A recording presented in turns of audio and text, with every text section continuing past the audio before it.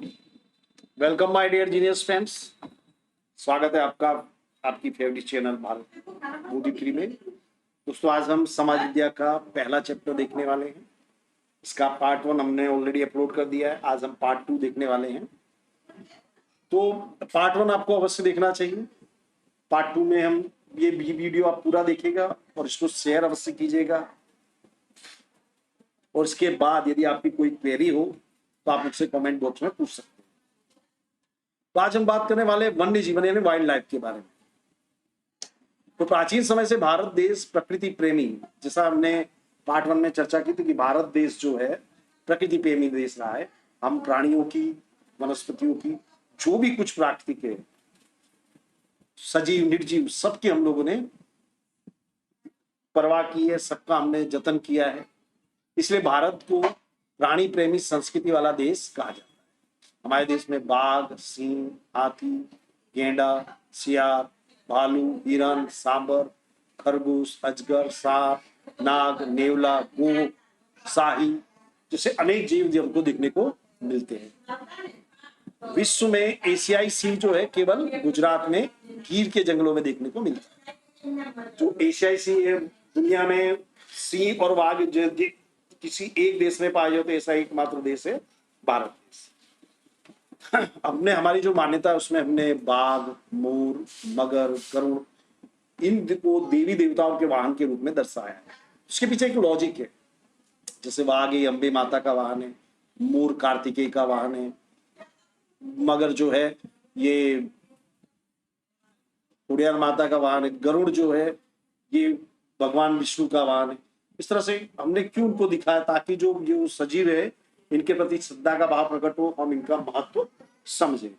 और हमारी जो राष्ट्रीय मुद्रा है इसमें हमने 4 सिंह, घोड़ा, हाथी, बैल इनको दिखाया है। ये भी याद रखना, ये बेटा एमसीक्यू में पूछते हैं, पूछेंगे कि आपको दिया जाएगा, बोले जो हमारी जो राष्ट्रीय मुद्रा है उसमें कितने सिंह है, 4, तो पूछेंगे उसमें कौन सा प्राणी नहीं है, आपको ऑप्शन दिया जाएगा।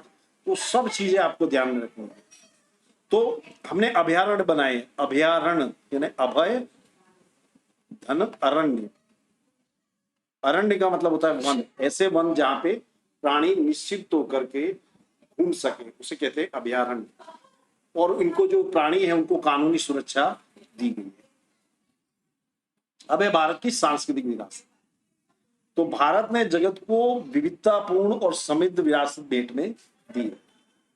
तो भारत की सांस्कृतिक विरासत अर्थात मानव सृजित विरासत, मनुष्य ने अपने बुद्धि, चातुर्य, कौशल और कला कौशल द्वारा जो कुछ भी निर्माण किया, जो कुछ भी सर्जन किया है, उसे हम कहते हैं सांस्कृतिक विरासत। तो जैसा हम लोगों ने आगे देखा कि भारत देश जो है, हमारा देश आर्थिक रूप से बहुत ही समृद्ध रहा, जिसके कारण दुनिया भर के लोग जो थे वो भारत की ओर आकर्षित हुए। और दुनिया भर से शक, क्षत्रप, कुषाण, हूर, ईरानी, तुर्क, अरब, मुगल, पारसी, अंग्रेज, फ्रांसीसी, ये लोग थे भारत में व्यापार करने आए। कुछ जो उसमें अरब और तुर्क जो है ये लूटने के लिए आए थे। तो ये कुछ इनकी जो कुछ अंश जो थे हमारी संस्कृति पर पड़े, जिसके कारण हमारी जो संस्कृति थी वो समृद्ध बनी। कि हमारा हमेशा से भाव रहा है कि दुनिया में जो भी श्रेष्ठ है उसको स्वीकार कर लेने का। संस्कृत में श्लोक है जिसका अर्थ होता है कि दुनिया की सभी दिशाओं से शुभ विचार हमें प्राप्त हो। तो हमने दुनिया भर की जो भी संस्कृतियां आई, जो भी जातियां आई, उनके जो भी अच्छाई थी उसको हमने अपनाया। उसी में देखो तो प्रागैतिहासिक समय से भारत ने विश्व की प्रजा को सांस्कृतिक विरासत की बहुत सी भेंट दी है। तो जैसे सिंधु का जो शिल्प साहित्य है, स्थापत्य 5000 वर्ष पुराना है। सिंधु घाटी का जो सिंधु घाटी, इसमें प्राप्ति देवी देवताओं की प्रतिमाएं, मानव शिल्प, पशुओं एवं खिलौने, ये दाढ़ी वाले पुरुष का शिल्प, ये जो आप देख रहे हैं आकृति में, नर्तकी की प्रतिमा है।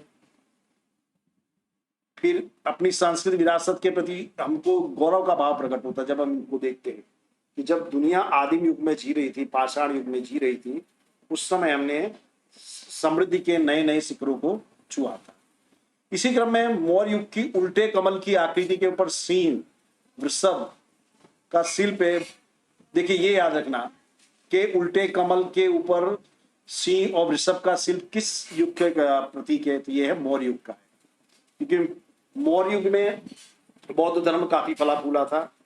बुद्ध की प्रज्ञा पारमिता का शिल्प, सारनाथ का धर्मचक्र प्रवर्तन की घटना। सारनाथ वो जगह थी जहां भगवान बुद्ध ने अपना सबसे पहला धर्म उपदेश दिया था, और उस घटना को कहा गया धर्मचक्र प्रवर्तन। महात्मा बुद्ध की प्रतिमाएं, जैन तीर्थंकरों की प्रतिमाएं, 24 जैन तीर्थंकर हुए, ये भी याद रखना। इनकी जो प्रतिमाएं हैं, इनको देख करके हमको हमारी जो विरासत उसका उसके प्रति गर्व की अनुभूति होती है। अजंता एलोरा की गुफा ये हजारों वर्ष पुरानी है, और फिर भी आज इन गुफाओं में जो रंग भरे गए हैं वो अभी भी फीके नहीं पड़े। यानी हम लोग हमारे टेक्नोलॉजी के क्षेत्र में भी बहुत आगे थे। तो अपनी सांस्कृतिक विरासतों में मंदिर, शिलालेख, स्तूप, विहार, चैत्य, मकबरे, मस्जिद, किले, गुंबज, राजमहल, दरवाजे, इमारत, उत्खनन किए गए स्थल, ऐतिहासिक स्मारक, इन सब का समावेश होता है। शिलालेख क्या होता है कि प्राचीन समय में जो शासक होते थे वो पत्थरों के ऊपर बहुत से लेख लिखवाते थे और उस पत्थर को चमका दिया जाता था, उसको कहते हैं शिलालेख। स्तूप क्या होता है, तो भगवान बुद्ध के अवशेष जैसे कि बाल, नाखून, दांत, इसको किसी बक्से में भर करके ऊपर से अंडाकार चिनाई कर जाती है, उसको बोलते हैं स्तूप। तो ये जो आपको जो मैंने बताया स्मारक, ये क्या है, हमारे ऐतिहासिक स्मारक है। अपने स्वतंत्रता संग्राम के ऐतिहासिक स्थलों जैसे कि साबरमती आश्रम, दांडी आश्रम, बारडोली, वर्धा, शांति निकेतन। ये शांति निकेतन की स्थापना की थी रविन्द्रनाथ टैगोर ने, ये जो कोलकाता में है, आज ये एक यूनिवर्सिटी बन गया है।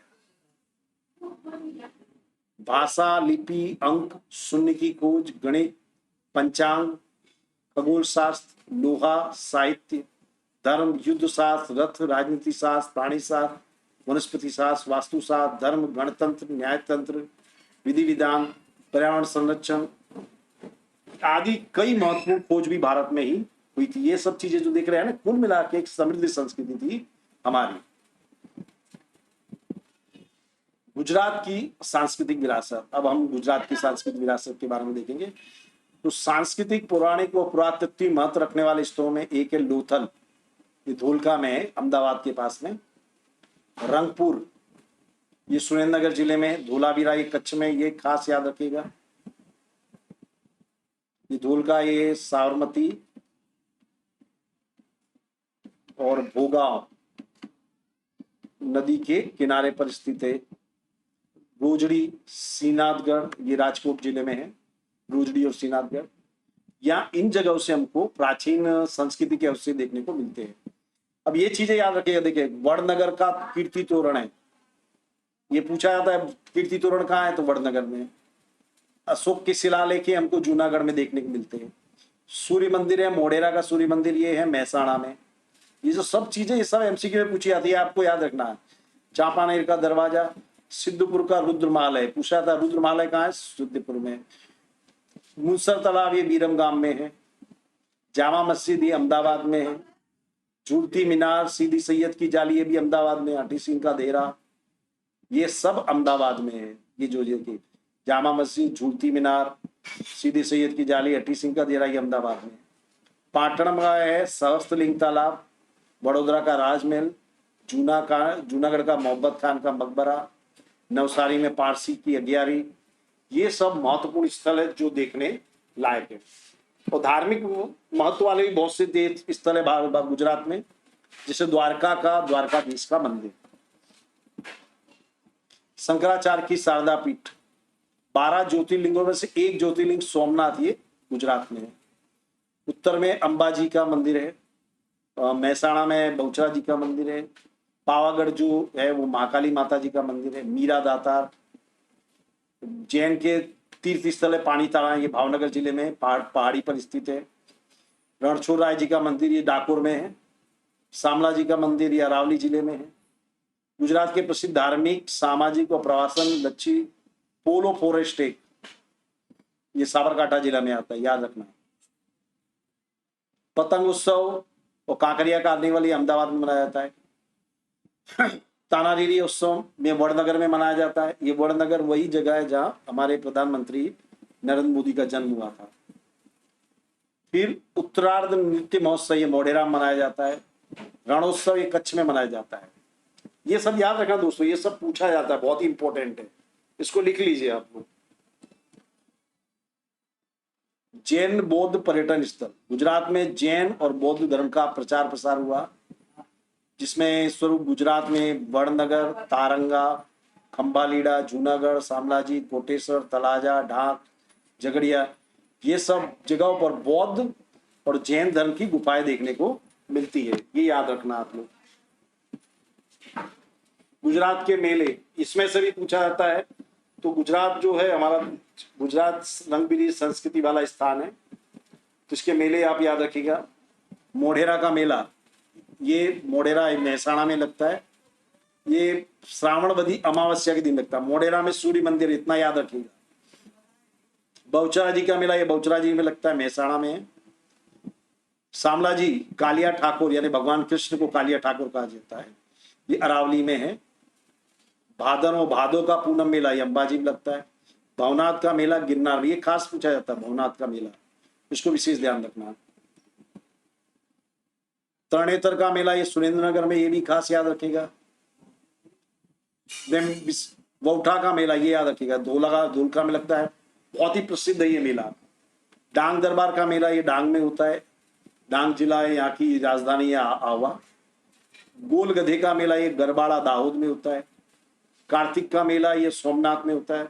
भांगुरिया का मेला ये छोटा उदयपुर में। तो ये सब चीजें भी दोस्तों पूछी जाती है, सब चीजें इंपॉर्टेंट, इसमें से आप कुछ भी मिस नहीं कर सकते। भारत भूमि और वहां के लोग, तो आदि मानव ने पूर्व दक्षिण अफ्रीका में जन्म लिया। भारत की रंग बिरंगी विरासत और समृद्धि के आकर्षण के कारण अनेक प्रदेशी प्रजा भारत की ओर आकर्षित, अनेक जातियां आई। भारत में द्रविड़ प्रजा की गणना प्राचीनतम प्रजा के रूप में होती है। सबसे प्राचीन प्रजाओं में से एक द्रविड़ प्रजा मानी जाती है। तो ऐसा, और दूसरे जब हमने आगे स्टडी किया तो हमने मालूम पड़ा कि द्रविड़ के अलावा अन्य 6 जातियां भी भारत देश में रहती थी। उनके बारे में भी हम थोड़ा सा जानेंगे। नेग्रिटो, देखिए दोस्तों, जब ये प्रजाओं के बारे में हम जानेंगे तो इनकी जो शारीरिक विशेषता है वो आपको याद रखनी है, पूछी जाती है। ये नेग्रिटो यानी निग्रो, ये भारत के सबसे प्राचीन निवासी माने जाते हैं। कुछ लोगों का मानना है कि नेग्रिटो जो लोग हैं अफ्रीका से बलूचिस्तान के रास्ते भारत में आए थे। इनकी शारीरिक विशेषता याद रखना, रंग श्याम होता था, 4 से 5 फुट हाइट, सिर पर घुंघराले बाल। जॉनी लीवर याद होगा आपको, फिल्म स्टार, कॉमेडियन, उनको देख लीजिए तो याद आ जाएगा निग्रिटो यानी क्या। काला रंग, 4 से 5 फुट हाइट और घुंघराले बाल, ये इनकी विशेषता होती है। ऑस्ट्रेलोइड प्रजा, इससे निषाद प्रजा भी कहते हैं। ये भी पूछा जाता है किस प्रजा को निषाद प्रजा कहते हैं, तो ऑस्ट्रेलोइड। ये प्रजा अग्नि एशिया से आई थी। इनकी विशेषता थी रंग श्याम, लंबा और चौड़ा सिर, छोटा कद, चपटी नाक। इन्हें आर्य लोग निषाद कहते थे,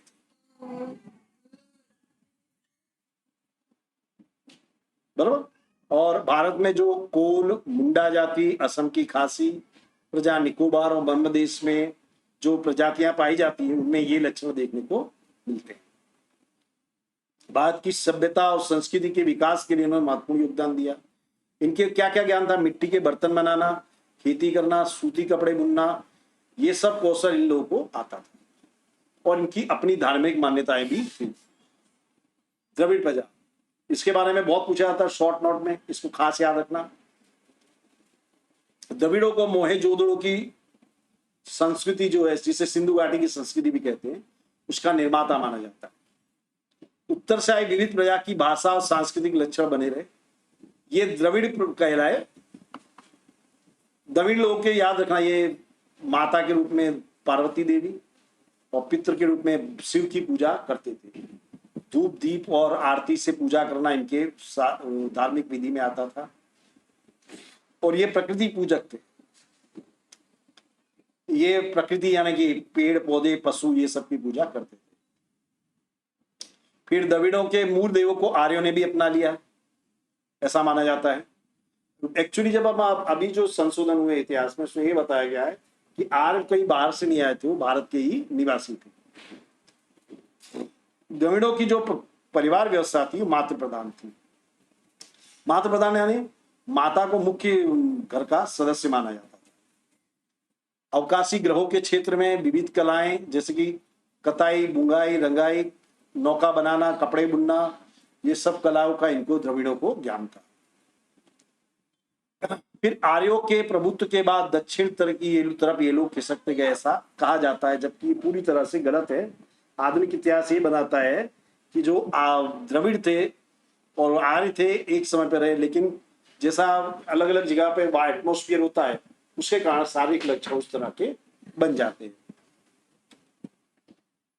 अन्य प्रजाओं में हम देखते हैं, अन्य प्रजाओं में मोंगलोइड, अल्पाइन, डिनारिक, आर्मेनोइड। मोंगलोइड ये चीन में से तिब्बत से होते हुए भारत आए थे। तो उत्तर में आसाम, सिक्किम, भूटान, पूर्व बंगाल में जो लोग होते हैं ये मोंगलोइड कहलाते हैं।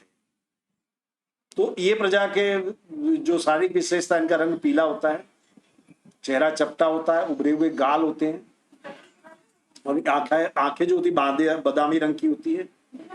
और मोंगलोइड लोग पीले रंग के थे, इसलिए इन्हें किरात कहलाते थे।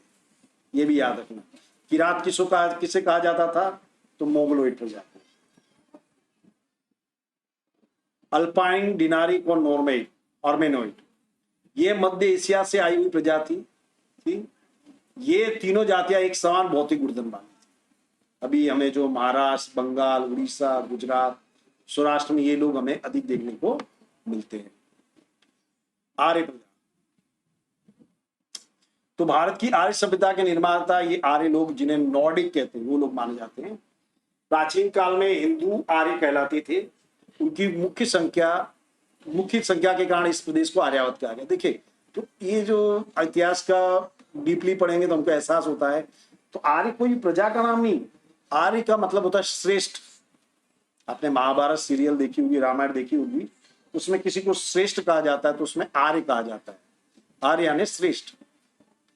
तो पर यहाँ अभी जो वो पुराना अंग्रेजों का लिखा हुआ इतिहास पढ़ना पड़ रहा है, तो ये लोग आए भारत में, तो 7 बड़ी नदियां यहाँ पे बहती थी, उसे सप्त सिंधु का प्रदेश कहा गया। तो ये लोग वहां पर रुक गए, क्योंकि उस समय का मुख्य व्यवसाय था पशुपालन। ये लोग उत्तर काल में पूर्व में मिथिला, बिहार तक, दक्षिण में विंध्याचल तक ये आर्यावर्त का इन्होंने विस्तार किया। और आर्यों के भरत राजा के नाम पर भरत कुल का नाम पड़ा, उसपे से भारत भूमि का नाम पड़ा, ऐसा माना जाता है। आर्य लोगों की विशेषता थी, ये प्रकृति प्रेमी थे। ये वृक्ष, पर्वत, नदी, सूर्य, वायु, वर्षा सबकी पूजा करते थे। इन्होंने इन सभी के लिए स्तुतियों की रचनाएं की, ऋचाओं की। वेद पाठ, इनके कारण भारत देश में वेद पाठ प्रचलित हुआ। धार्मिक विधियां थी, यज्ञ वगैरह करते थे ये लोग।